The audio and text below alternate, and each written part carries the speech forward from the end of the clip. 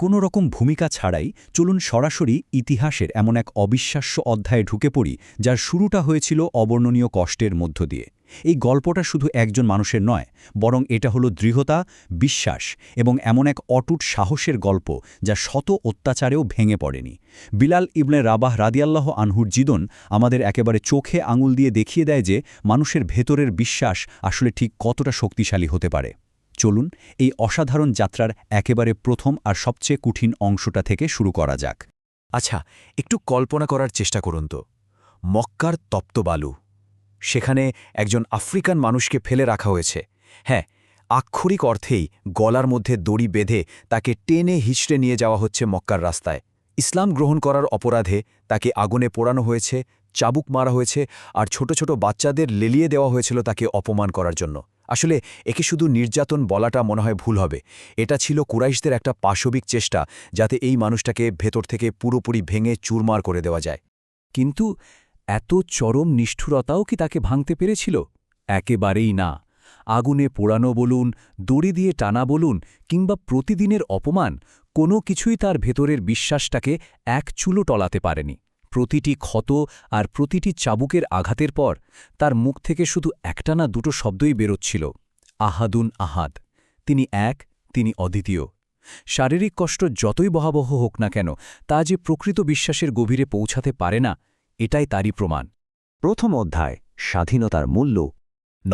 ঠিক ৯ আউন্স। যখন আবু বকর রাদিয়াল্লাহু আনহার কাছে এই ভয়াবহ নির্যাতনের খবরটা পৌঁছায়, তিনি কিন্তু এক মুহূর্ত দেরি করেননি।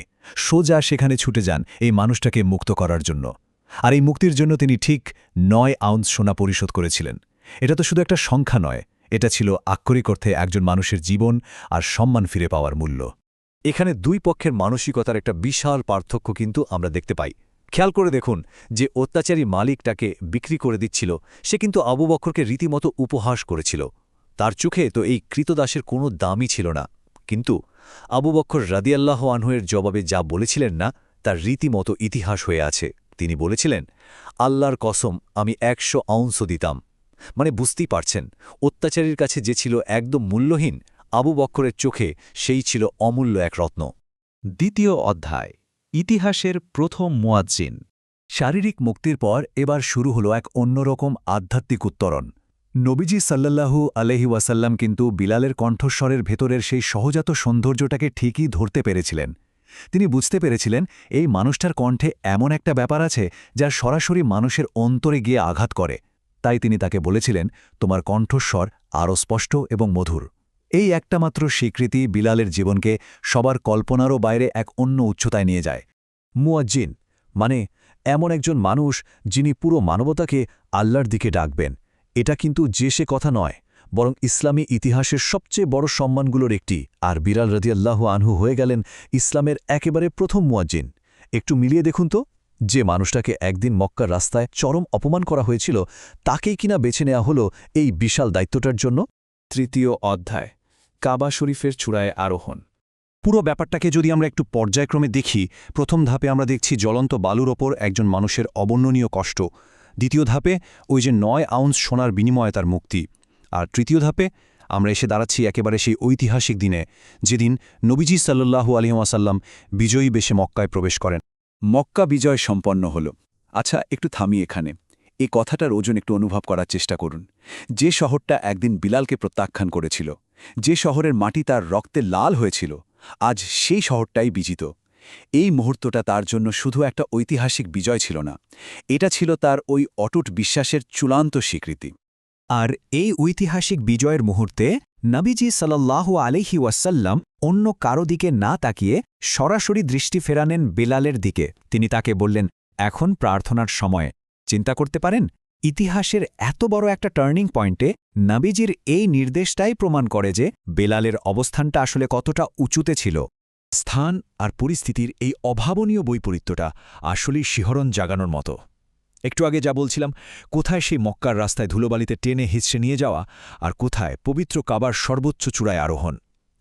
মাটির নিচ থেকে শুরু করে একেবারে কাবার চূড়ায় দাঁড়িয়ে আজান দেওয়ার এই দৃশ্যটা আক্ষরিক অর্থেই অবিস্মরণীয়।